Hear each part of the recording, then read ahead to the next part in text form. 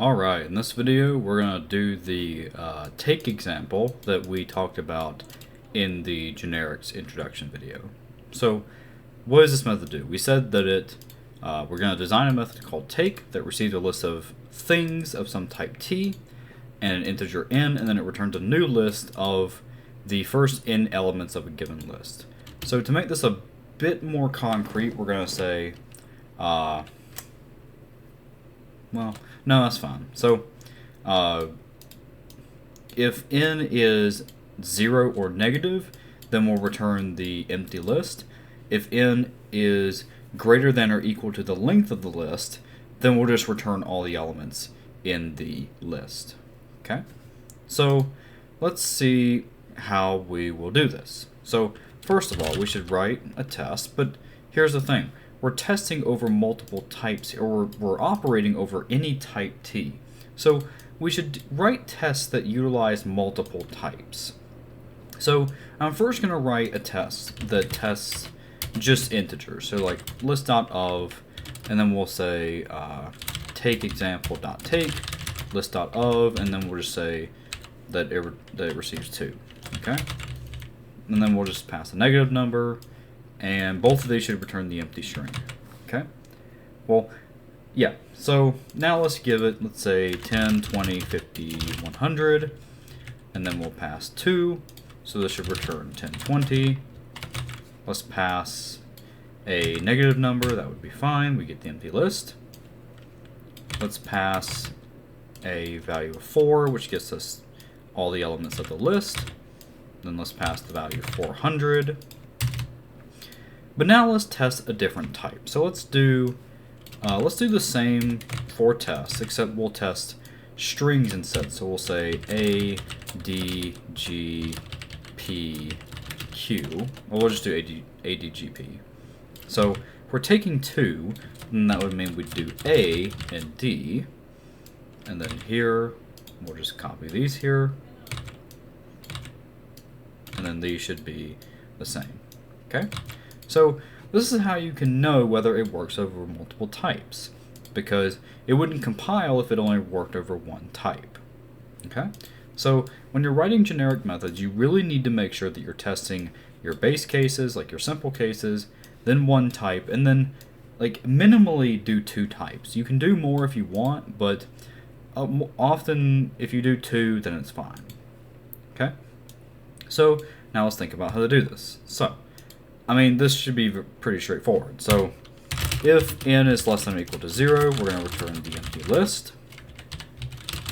If n is greater than or equal to the list size, then we'll just return the original list.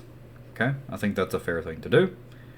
Well, actually, it says it returns a new list, so we'll just bundle it into here. Okay, so we'll say let's create a new list of type t. Because remember, this has to be generic. So we're going to say that we're going to create a list of type t. We'll create it as a new array list, and then we'll return the list. And again, we'll do some stuff in here with new ls. So let's say for int I equals 0, I is less than n, I plus plus. And now we're just going to take n items from ls and add that to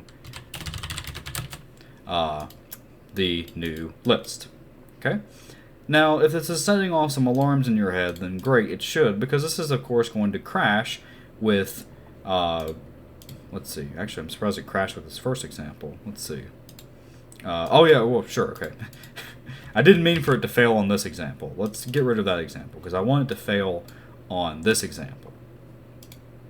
Or actually, yeah, that's perfect, yeah. I want it to fail on this example here, because the problem is that n is greater than or equal to the length of the list, and that index doesn't exist. So what we can do is just have a second condition inside of the loop that says if n is greater than or equal to ls.size, then we can break. Okay? And then this should fix it. Let's see, what is the problem? We want to take all 4 elements, returned the, no, sorry, I meant to say I, not n. Okay, now it works, very good. So one thing we can also do, instead of doing this, which is a little clunky, we can just say that the loop will end the loop will end when this condition is false and or something else is true.